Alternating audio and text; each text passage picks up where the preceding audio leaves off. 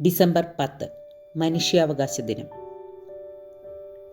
മനുഷ്യൻ്റെ അന്തസ്സോടെയും അഭിമാനത്തോടെയും ജീവിക്കാനുള്ള അവകാശം സംരക്ഷിക്കുക എന്ന ലക്ഷ്യത്തോടെയാണ് ഡിസംബർ 10 മനുഷ്യാവകാശ ദിനമായി ആചരിക്കുന്നത്. മനുഷ്യന് മനുഷ്യനായി ജീവിക്കാൻ, നിലനിൽക്കാൻ, അന്തസ്സോടെയും അഭിമാനത്തോടെയും ഒരു ജീവിതം നയിക്കാൻ ഉതകുന്ന അവകാശങ്ങളെയാണ് മനുഷ്യാവകാശങ്ങൾ എന്ന് നാം നിർവചിക്കുന്നത്. മനുഷ്യാവകാശം എന്നത് കടൽ പോലെ ആഴമുള്ളതും ആകാശം പോലെ പരപ്പുള്ളതുമായ വിശാല വിഷയവും ആദർശവുമാണ്. ജനാധിപത്യവുമായി അത് അഭേദ്യമായി ബന്ധപ്പെട്ട് കിടക്കുന്നു. 16-ാം നൂറ്റാണ്ടിൽ ഇംഗ്ലണ്ടിൽ ജനാധിപത്യ ഭരണരീതി നിലവിൽ വന്നത് മുതൽ തന്നെ മനുഷ്യാവകാശങ്ങളുടെ ചരിത്രവും ആരംഭിക്കുന്നു. ഇംഗ്ലണ്ടിലെ ആഭ്യന്തര സമരങ്ങളിലും ഫ്രഞ്ച് വിപ്ലവത്തിലും നിഴലിച്ചത് എല്ലാ ജനതയുടെയും അവകാശങ്ങൾ സംരക്ഷിക്കപ്പെടണമെന്ന ചിന്ത തന്നെയാണ്. മനുഷ്യാവകാശങ്ങൾ മുൻപേ സ്ഥാപിതമായെങ്കിലും ഔദ്യോഗികമായി ചരിത്രം ആരംഭിക്കുന്നത് മാഗ്ന കാർട്ടയിലൂടെയാണ്. പിന്നീട് മനുഷ്യജീവന്റെ നിലനിൽപ്പ് തന്നെ ആശങ്കയിലാക്കിയ 1-ാം ലോക മഹായുദ്ധവും 2-ാം ലോക മഹായുദ്ധവും 3-ാം ലോക രാജ്യങ്ങളെ തകർത്തെറിഞ്ഞപ്പോൾ പാർശ്വവൽക്കരിക്കപ്പെട്ട ജനതയുടെ സംരക്ഷണത്തിനായി 1945 ഒക്ടോബർ 24 ഐക്യരാഷ്ട്ര സംഘടന രൂപീകരിക്കപ്പെട്ടു. 1952 ആഗോള മനുഷ്യാവകാശ കമ്മീഷനുകളും പിന്നീട് ദേശീയ മനുഷ്യാവകാശ കമ്മീഷനുകളും തുടർച്ചയായി സംസ്ഥാന മനുഷ്യാവകാശ കമ്മീഷനുകളും സ്ഥാപിക്കപ്പെട്ടു. എന്നാൽ ഇന്നും ലോകം നിരവധി അനിശ്ചിതത്വങ്ങളിലൂടെ മനുഷ്യാവകാശ ലംഘനങ്ങളിലൂടെയാണ് കടന്നു പോകുന്നത്. യുദ്ധങ്ങളിലൂടെ, അക്രമങ്ങളിലൂടെ അനാഥമാക്കപ്പെട്ട എത്രയെത്ര ജീവനുകൾക്ക് മനുഷ്യാവകാശങ്ങൾ നിഷേധിക്കപ്പെടുന്നു. ലോകത്തിൻ്റെ പല ഭാഗത്തു നിന്നും ഹിംസാത്മകമായ വാർത്തകളാണ് എന്നും നാം കേട്ടുണരുന്നത്.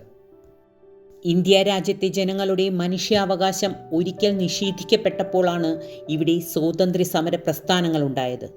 ത്യാഗത്തിൻ്റെയും സഹനത്തിൻ്റെയും സമാനതകളില്ലാത്ത പ്രവൃത്തി രൂപങ്ങളെ സാക്ഷി നിർത്തി അന്ന് നാം നേടിയെടുത്ത മനുഷ്യാവകാശങ്ങളുടെ പൂർണ്ണത ഇന്നും സാധ്യമായിട്ടില്ല എന്നതാണ് യാഥാർത്ഥ്യം. സ്വാതന്ത്ര്യം ലഭിച്ച അന്ന് തന്നെ ഇന്ത്യ 2ആയി വിഭജിക്കപ്പെട്ടപ്പോൾ ജന്മനാട്ടിൽ ജീവിക്കാനുള്ള ഒരു മനുഷ്യൻ്റെ മൗലികാവകാശമാണ് നിഷേധിക്കപ്പെട്ടത്. ഇന്ത്യയിൽ അസ്വസ്ഥത പടർത്തുന്ന തീവ്രവാദ ഭീകരവാദ സംഘടനകൾ സമാധാനത്തോടെ ജീവിക്കാനുള്ള അവകാശമാണ് തടയുന്നത്. ജാതിയും മതവും നോക്കി വിഷവിത്തുകൾ ഉണക്കി സൂക്ഷിക്കുന്നവരെ സൂക്ഷിക്കുക. ആവശ്യം വരുമ്പോൾ അവരത് വിതയ്ക്കുകയും കൊയ്തെടുക്കുകയും ചെയ്യും എന്നോർക്കുക. ഇന്നും പട്ടിണിയും ദാരിദ്ര്യവും നമുക്ക് ഒഴിച്ചെടുക്കാനായിട്ടില്ല. ഭക്ഷണം ലഭ്യമാക്കുന്നതിനായി അടിത്തട്ടിൽ തന്നെ പ്രവർത്തനങ്ങൾ ഉണ്ടാകണം. പൊതുവിതരണ സമ്പ്രദായം കൂടുതൽ ശക്തിപ്പെടുത്തുകയും ദാരിദ്ര്യ നിർമ്മാർജ്ജന പദ്ധതികൾ ആസൂത്രിതമാകുകയും വേണം. മനുഷ്യാവകാശ ലംഘനങ്ങൾ ഏറ്റവും കൂടുതൽ ഏറ്റുവാങ്ങുന്നത് സ്ത്രീകളും കുട്ടികളുമാണ്. ഓരോ മിനിറ്റിലും ഓരോ സ്ത്രീ ആക്രമിക്കപ്പെടുമ്പോൾ ജിഷയും സൗമ്യയും നിർഭയയും ആവർത്തിക്കപ്പെട്ടുകൊണ്ടിരിക്കുന്നു.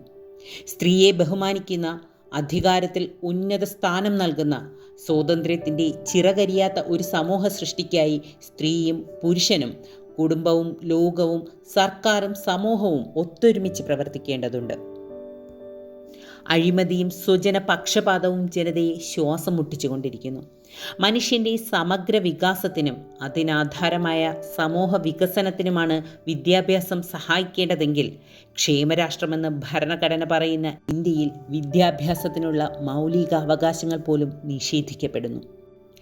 ഈ രാജ്യത്തെ സുന്ദരമാക്കാൻ ഇടിമുറികളല്ല, മറിച്ച് സർഗാത്മകതയെ, ആവിഷ്കാര സ്വാതന്ത്ര്യത്തെ തളച്ചിടാത്ത ഉത്തമ വിദ്യാഭ്യാസ സംസ്കാരമാണ് ഉടലെടുക്കേണ്ടത്. വിശക്കുന്നവന് ഭക്ഷണമാണ് അവകാശം. തടവറയിൽ അകപ്പെട്ടവന് സ്വാതന്ത്ര്യമാണ് അവകാശം. കുടിവെള്ളം നിഷേധിക്കപ്പെട്ടവന് ദാഹജലമാണ് അവകാശം. മലിനമായ പരിസ്ഥിതികളെ നേരിടേണ്ടി വരുമ്പോൾ അല്പം ശുദ്ധവായുവാണ് അവകാശം.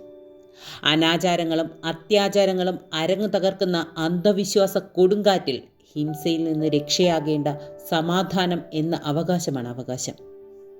ഒരു മനുഷ്യന് ഇവിടെ ജീവിക്കുമ്പോൾ സഹജീവികൾ ഉൾപ്പെടുന്ന സമൂഹത്തിന് അവൻ്റെ സംരക്ഷണത്തിന് പ്രതിബദ്ധതയുണ്ട്. ഇന്ന് ഈ മനുഷ്യാവകാശ ദിനത്തിൽ മനുഷ്യാവകാശ സംരക്ഷണം എന്ന മനുഷ്യനോളമോ അതിനേക്കാളുമോ വലിപ്പമുള്ള ഈ ആശയത്തെ ഒരു ദർശനമാക്കി, ഒരു വികാരമാക്കി നെഞ്ചിലേറ്റാൻ നമുക്ക് ശ്രമിക്കാം. നന്ദി.